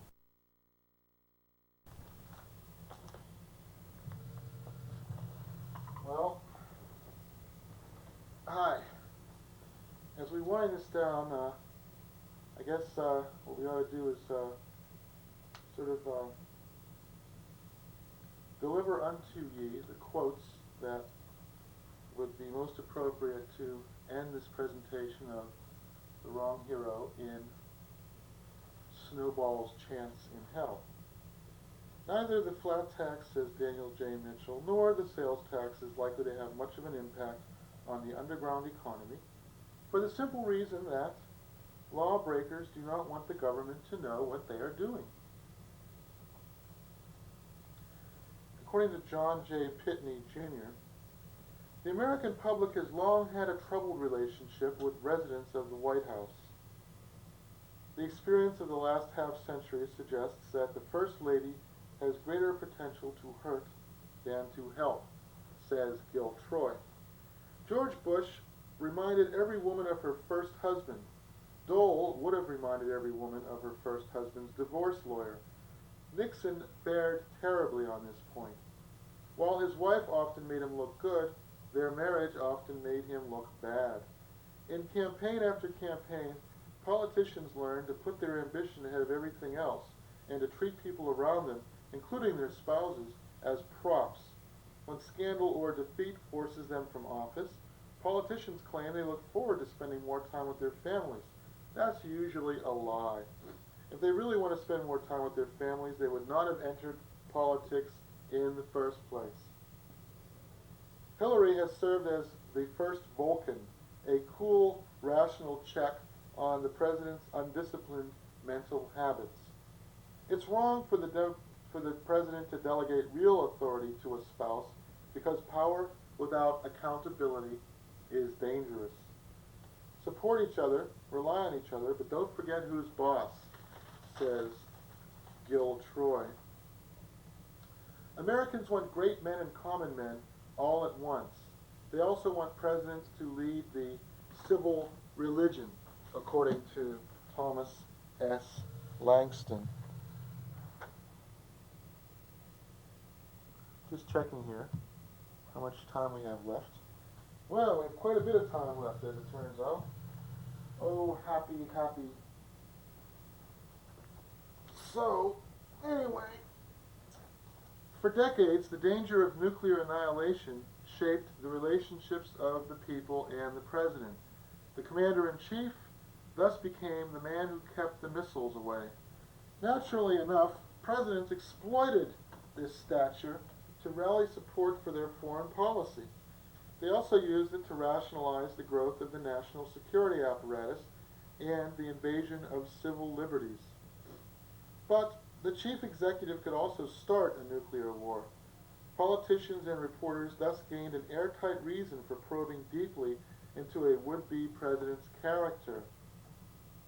After all, anyone seeking the White House was asking for the power to kill every human being on earth. Any aspect of his public or private life that could hint at poor judgment was now fair game. Goldwater, Nixon, Eagleton, Gary Hart, Bill Clinton could probably not have won the White House during the Cold War. But by 1992, people expected a good deal less from their president. Perhaps we've gone too far in defining deviancy down. A president can still do really bad things. It's disturbing to read Gil Troy's description of how Bill and Hillary reacted to criticism. The Clintons united in rage. Theirs was the angriest administration since Richard Nixon's. The appropriate attitude towards the White House is neither reverence nor contempt, but watchfulness. Now we're getting to the real political meat, because in the magazine Extra, put out by FAIR,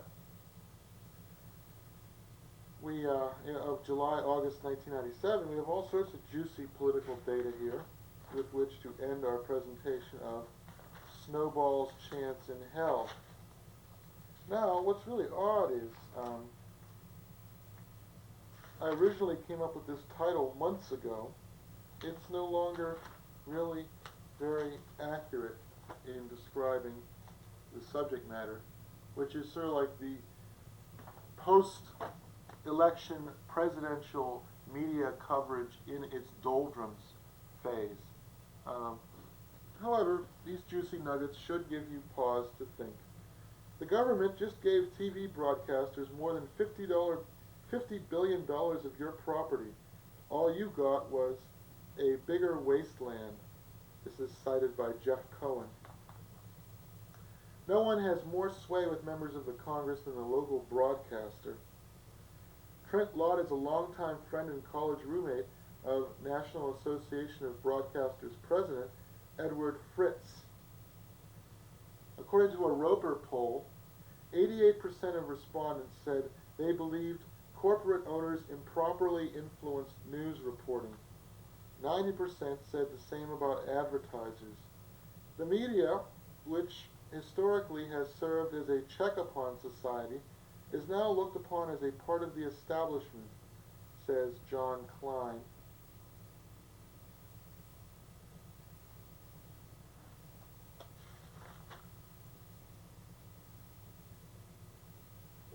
Well. In real life, in 41 states, a woman who tells the wrong people she's a lesbian can still legally lose her job, her home, her kids. Pot, LSD, mescaline, and mushrooms together account for fewer than 5 deaths a year. McCaffrey's for adult only liquor tobacco campaign supports subtle themes industries use to promote their products. As drug historian David J. Musto pointed out in Scientific American of July 1991, government-fomented anti-drug crusades thrive on linkage between a drug and a feared or rejected group within society. Latinos and marijuana, blacks and heroin or crack, Native Americans and hallucinogens, and today, teenagers and all of the above. There are days when anything goes, says Sheryl Crow. This is a commentary on politicians as journalists. You go after the CIA and you pay with your career, says Gary Webb of the San Jose Mercury News. The new journalist will be a Renaissance worker, able to blend the writing, editing, design, and online savvy necessary to compete for jobs in what he calls the new economy. Keep that in mind, all you aspiring journalists. The more media skills people can put in their toolbox, the better chance they will have for getting top-notch jobs, says the American Journalism Review. They're still in a big snit over Susan Molinari. What does it say about our society that Susan Molinari viewed it as a step up to go from being a congresswoman to being a TV pundit?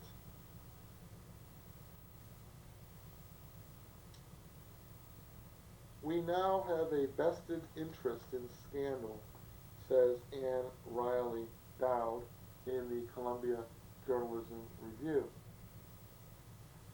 Or, as LBJ was fond of saying, with all this horse shit, there's got to be a pony somewhere. Much of Newsweek is now author-checked. There are no full-time fact-checkers. This is also true of Time, Fortune, Vogue, and the Village Voice. However, at the New Yorker, the number of fact checkers which they employ have doubled. I don't think I've ever checked an article that doesn't have at least one mistake, says Catherine Wessling, the Good Housekeeping research editor. See, now this is the job that I can hope to possibly get with a dual degree in library science and history. That of a fact checker for some sort of information provider. Well,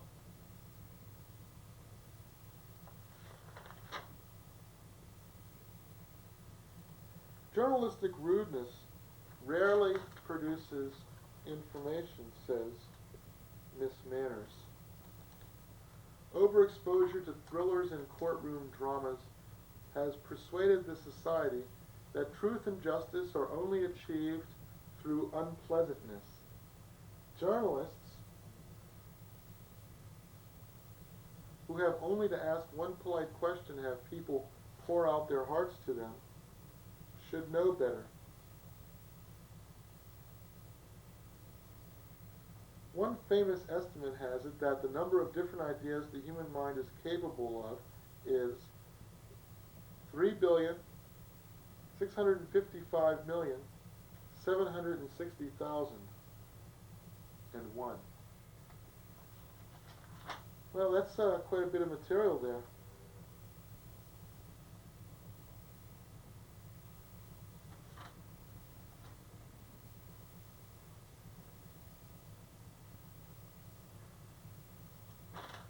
Well, here's some protocol for traveling in foreign countries. Do not mimic Italians' hand gestures. Arrive on time for business meetings with the Germans. Keep your suit jacket on when dining with the French. Try to bow at a 15-degree angle when meeting Japanese delegations. Russians do not shake hands or exchange greetings in doorways, as it may bring bad luck. The British are reserved about touching or other displays of affection. Do not take a strong stand on political issues with Canadians. This is according to Maclean's of July 1st.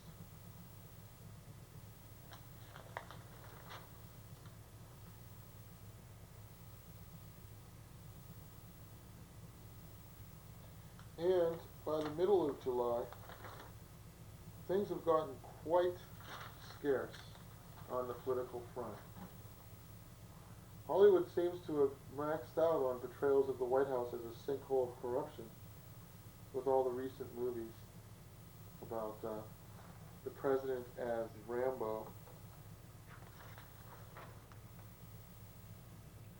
Escalation of commitment. Typically, the leader is defensive and doesn't want to hear that he might be wrong. Then comes a social process in which other people's careers get staked to his course of action.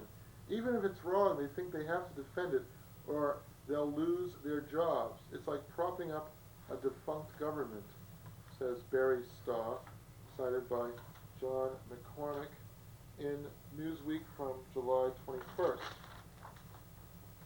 Like the Cuban Missile Crisis, just as an example of this tendency.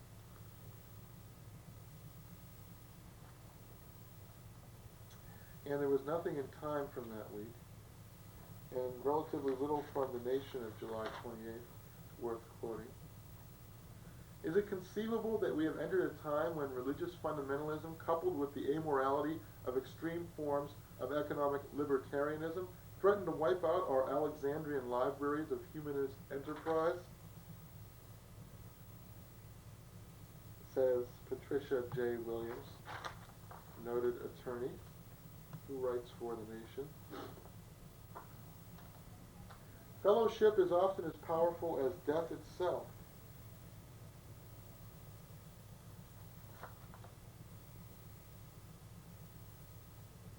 Says Andre Malraux. Isn't the temptation to be glorious more French than cheese, and affliction as much of left as right, what sociologists call a culture gem?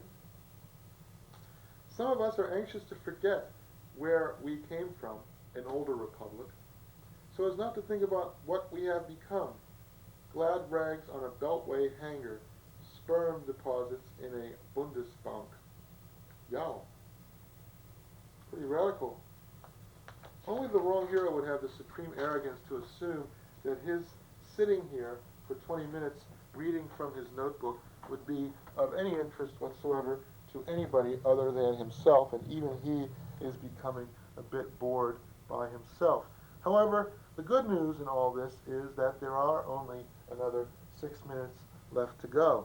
The bad news is that in those remaining 6 minutes, the wrong hero is going to speak as quickly as possible so as to cram as much as he decrees to be necessary, so he can get halfway through this notebook, and then next month, he'll be finished with this and can do something else like show old stuff, which doesn't take as much out of him, because all he has to do is stand there and tape record himself. George Will was once a speechwriter for Jesse Helms, you'll be interested to know. Cited by Doug Ireland in his book Wizards of Media Oz. Cited by Doug Ireland in the book, or from the book. I don't think he wrote that book, I'm not sure. Oh boy. The Marseillaise, with its ghoulish call to drench our fields in impure blood, makes its American counterpart sound like a Joni Mitchell ditty, says Hendrik Hertzberg in The New Yorker of July 21st. The twilight's last gleam, the ramparts we watched. Fine phrases that are a reliable source of titles for the type of potboiler novel that goes in for raised lettering on the jacket, says Hendrik Hertzberg, in a very interesting commentary on our national anthem. In The New Statesman, Mary Riddell refers to the Tyson imbroglio as blood, sweat, and ears. Well, that was in the July 4th issue. We get the New Statesman in Society a good 2 weeks before the British get it. So they're still talking about stuff that happened 2 weeks previous. And so, in the New Statesman in Society of July 11th, Ellen Silito says to Suzanne Moore, "If anyone tries to tell me not to smoke, I just tell them to fuck right off."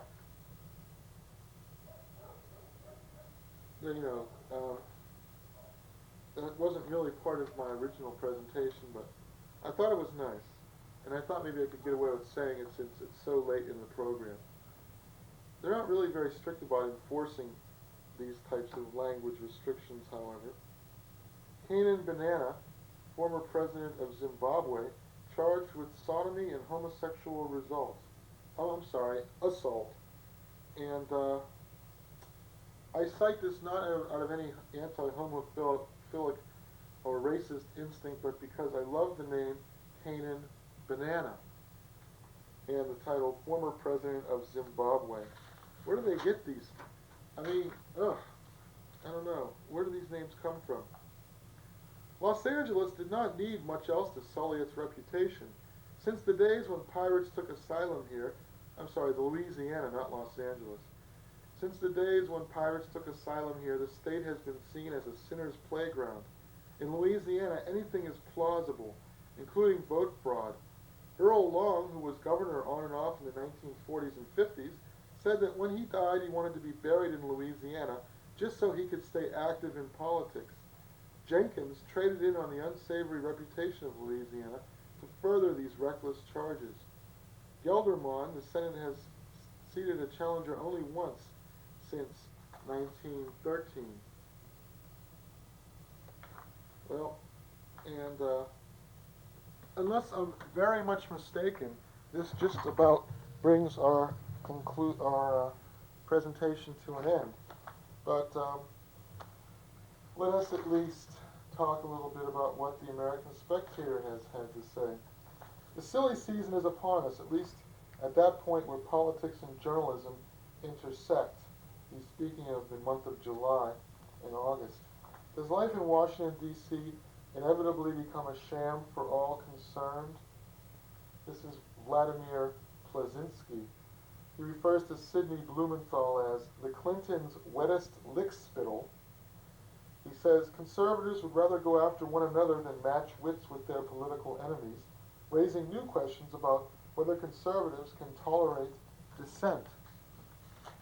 He goes on to say, this is music to the ear of liberals who, despite their official claims, live to have their stereotypes confirmed. Liberals are much freer to speak their mind about their own and never feel a need to circle the wagons. Liberals take to the pursuit and maintenance of power as naturally as sharks to open wounds. And unlike conservatives, they get their act together when they have to. Veteran Democratic smear artists in a professionally coordinated effort. Donald L. Brewster says, the subtle but ubiquitous criticism that so often becomes the lingua franca of a repressed society. Gallows humor, he calls it. They wanted to be cops, said Richard W. Carlson, so they could pay to be adrenalized, to see trouble and drama and dark emotion, to chase cars and people, to exercise authority, to exact a little justice, maybe to impose their will on somebody else, or maybe they just needed a job. I thought being a cop would help me psych people out, license me as a kind of pragmatic shrink to analyze to analyze people up close. Being rebellious, being a policeman was irony. Well, this sort of ends our presentation tonight, I'm sorry to say. We probably could say a lot more, but time is short. Call your parents and tell them you love them. It's one of the only things you can do that you will never regret, says Ben Stein. And I guess he's right. So, with that, to repeat the old saying of Red Skeleton, recently deceased, Red Skelton actually, good night and God bless. See, now they call America a non-theocratic society, and yet